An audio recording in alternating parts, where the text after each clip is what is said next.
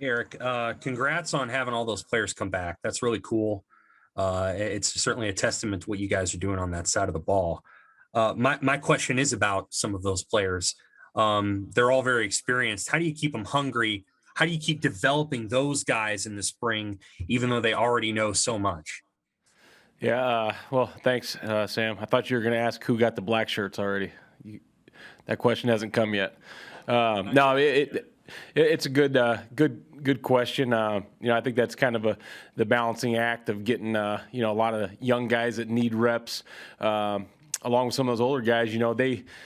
We had a long season time-wise last year, but, short from the amount of games we played and the amount of reps everybody probably got. So those guys need reps as well. They need to sharpen their craft, and, they're really going to be working on their leadership this spring. And hopefully, we got 6 of those guys back, so hopefully we have, 6 extra coaches around during practice. They're very versed in what we're trying to do. They understand the drills and what we want to get done.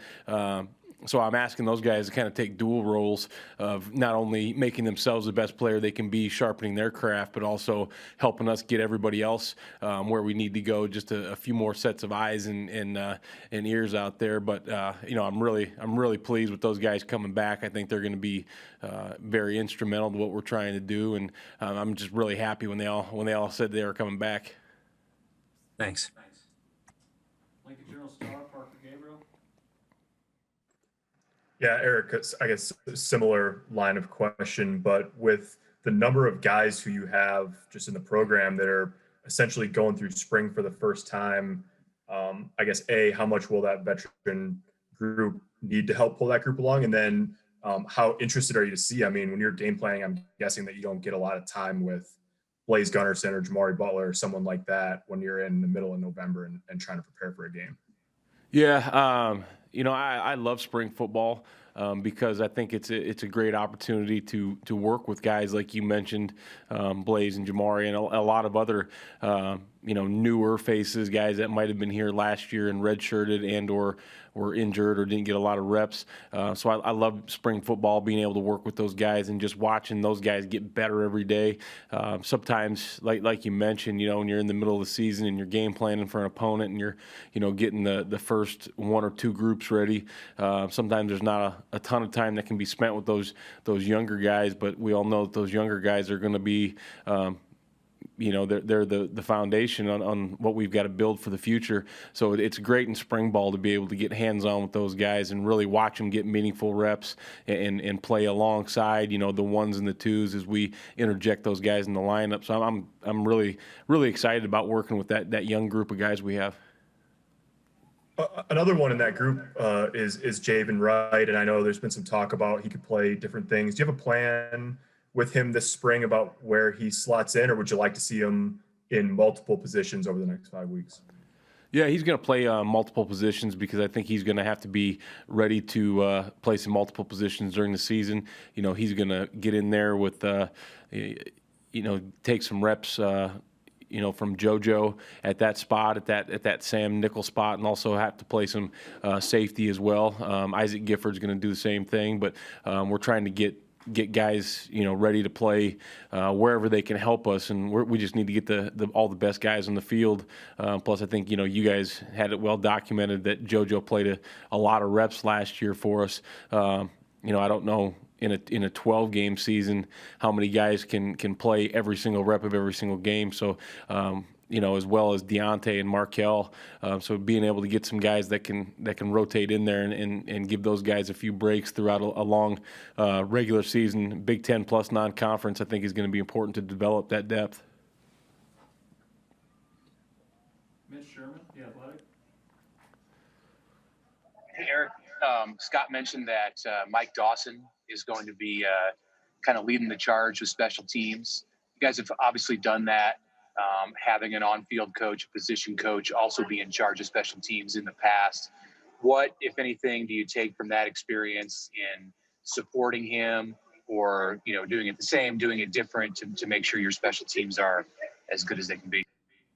Yeah, I think no matter who the special teams coach is, it's the job of all the assistants and when when it's the defense and then, goes out on the field to practice and I'm coordinating and everybody else is, helping do whatever they can to make the defense the best. That's the same thing. That's the same thing I need to do when Mike's out there coordinating the special teams. It's my job to be an assistant in that phase and do anything I can to help out special teams.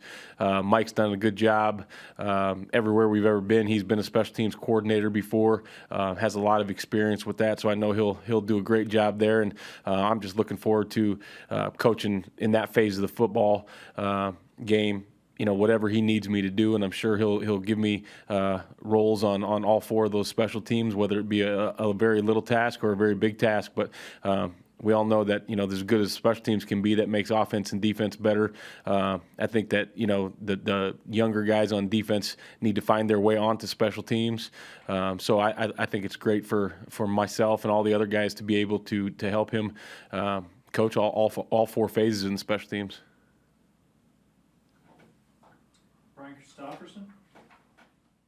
Hey, Eric, I know you're just getting to know him, but how useful is it to add a guy like Chris Kolarovich with his, an actual college resume with what he did at Northern Iowa?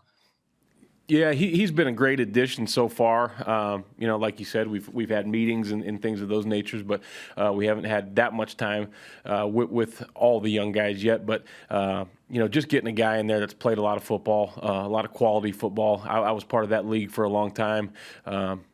There's extremely good football players in that league, extremely good football teams, and really good coaching. I know from the coaches that had him, his position coach and the defensive coordinator. I'm friends with those guys, so I know what kind of player he is and what they've done with him in the past. He's a guy that you don't have to really teach necessarily the game of football. It's kind of learning a new language. He knows all the the concepts and everything that's happening. It's just learning a new set of language as he moves from UNI's defense to our defense. But it's been great. It's been like a veteran, like getting a free agent in the NFL. And I think that he's going to have a huge impact on the football team. Are him and Nick Henrich, are they guys who can be chess pieces you move around the linebacker spots, outside, inside, or is he in that same mold, or how do you feel about that? Yeah, I think for right now with him, Nick definitely. Nick's shown that he can do it. Nick's a football guy. I've said it before, and he can pick it up and play different spots if you need him to. And Nick's got some length. Chris right now is going to be playing inside linebacker for us, and we'll see in the future if we move him around some. But like I said, I mean he's a really good football player that knows and understands football. So I wouldn't be out of the realm of imagination to think that he can move and play some different spots as well. Thank you. Derek Peterson, Hale Varsity. Hey, I was asking Coach Frost and Coach Lubick about just kind of culture within the team. And one thing that they both said was that it has to really be player-led. Have you guys seen any specific guys that have really sort of stepped up into that role that maybe they haven't been in the past? I mean, like you had Colin Miller and DiCaprio Boodle who've moved on. Have there been other guys that have kind of taken those spots? Yeah, I think, when the group of guys decided they wanted to come back, along with Cam Taylor deciding that he wanted to return for another year, I think when those guys, that group was an interesting group. When they were making all their decisions, they kind of, I know they all had to do each thing individually for what was best for themselves, but I know they all got together and kind of talked about their goals and what they wanted to get done, and if they're going to come back, they'd like to do it together. So that group is kind of banded together and stepped up in that leadership role. We'll see once spring football gets here if some individual voices emerge, but right now that group of those guys that have come back has just been kind of the driving force, especially on the defensive side of the football. Cam's a guy. He was behind Lamar Jackson and DiCaprio his first year, and then he was with DiCaprio next year. With DiCaprio kind of moving on, does it feel like he maybe has? You get the sense that he sees like a platform for himself to sort of be that guy in the DB room. Yeah, definitely. Definitely, especially at the corner spot, and I think he's taking it upon himself to help that next group of corners come up. Obviously, like you said, DiCaprio's gone now, so somebody's got to take that take that other corner job, and we need some guys to rotate in and some guys to be able to play in nickel and dime packages. But Cam's taking it upon himself to kind of lead that that corner position, and then Deontay and Markel have come back to lead that safety position. So I think in the back end, there's some good leadership there, and there's a lot of good talent there. I think two more for Coach Sean Callahan. Hey, Coach, follow up on that corner question. How do you kind of size that race up right now? I mean, who will be the guys that you really work with the first groups when you guys start practice this week in terms of replacing Boodle at that open corner spot? Yeah, Sean, I want to see a bunch of different guys play, and I want to see a bunch of different combinations together. There's just a lot of guys that are out there that have had some good reps, some guys that we really have to find out who can step in there and be that guy. Obviously, names like Quentin Newsome and Braxton Clark and Nadab Joseph and Taman Lynham. You have a lot of guys that can do a lot of nice things. But as we all know, we can talk however much we want. We can say what we want. But the beautiful thing about this game is when the lights turn on, we're going to find out. And the only way we're going to find out is to let those guys have opportunities with the ones and the twos, and to play against the really, really good competition on the other side of the football. And so hopefully by spring football it'll shake itself out. Sometimes it doesn't. Sometimes it's pretty even going into spring football, and then you need fall camp. But it'll work itself out. And I know this. You have to have more than two corners, especially going through a full season. Last year I think we all got away with, everybody in the country probably got away with playing guys a little bit more than they probably could because of the shortened season.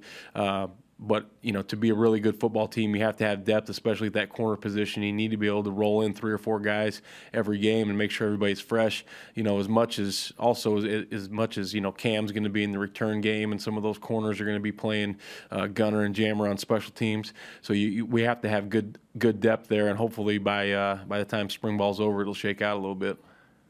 Yeah, when you have a spread team on the schedule like Oklahoma early on, how important is it that you figure out who those guys are? Because you're probably going to need more than, as you said, 2 corners early on this season. Yeah, for sure. You're going to have to not only we have to find out who those guys are, but we're going to have to develop in enough where they're going to have to play right away. As you said, there may be more than 2 on the field, or you're playing against a really good Oklahoma football team it's pretty powerful on offense, and they're going to be in spread situations. There may be a good rotation going on there. So I think we're going to have to identify those guys through spring, and then really get them a lot of reps in fall camp, and we're going to have to play them early so that they're ready for a game like that. Last one for Coach Chinander, Steve Sipple, Journal Star. Just going big picture, Erik, you got all these guys back. We've talked about it. How I'm sure you're expecting improvement, but how much improvement should we expect? What's realistic for this defense? Oh, I don't know. Except that's a good question. I think you get into spring football, and we talked about it at length a little bit today with the guys, and improvement. First off, you have to improve every day. Every single guy on the team, every coach has to improve a little bit every day. And big things add up to little things. So if you get a little better every day, and at the end of the spring and at the end of the fall camp, then you can chip away at some big improvement. But if you look at kind of what we had going on last year, the missed tackles, were down from whatever. I had it on a piece of paper this morning, 11 something down to 8 something per game. If you can get that down a little lower, and you can hold teams. I think we were giving up about 5 explosives a game last year. If you can get that down another couple, and then if you can find a way to create 2 or more turnovers a game, those are the improvements. Then you're talking about what seems like a little thing that we're talking about turns out to be a huge thing when you're talking about where you're ranked in defense and the amount of points you give up, and ultimately the amount of wins you get. So I think you always have to, you can expect a lot of improvement, but you have to put it in front of the guys in obtainable situations. And if you can break it down as small as you can, and try to accomplish those goals, then a lot of improvement is very, very reachable. So I'm looking at the little things first. I'm looking through the microscope, and then hopefully that grows into something huge throughout the season. One other thing, you can't have Oklahoma in the front of your mind, but can you have Oklahoma in the back of your mind a little bit, that offense? Yeah, I think, for me right now, as we were kind of going through, and you're looking at everybody a little bit as the season gets over. Kind of the natural progression is, as a staff, we're looking at our film, and then you're kind of looking at your most familiar opponents, your Big Ten West counterparts. Spring football, I won't spend very much time looking at opponents because I need to dedicate this month or this month and a half to our guys. Our guys are what really matters. But then as we get out of this spring ball phase, especially with we won't be able to go out recruiting like we normally do. That's when we'll take a peek at our opponents, and you kind of want to do it backwards a little bit, if you will, because if you do it backwards, then the team you play first, Illinois, they'll be freshest in your mind when you go into the summer season. But we'll definitely be diving in. And I know that's a game the guys are fired up for. They talked about wanting to be able to compete with a team like Oklahoma. So I think in the next, after about a month and spring ball's finally all the dust is settled, that's when we'll get a chance to take a look at Oklahoma. But obviously with the team as good as they are on the schedule, you got to think about it a little bit, and you got to start getting ready for them.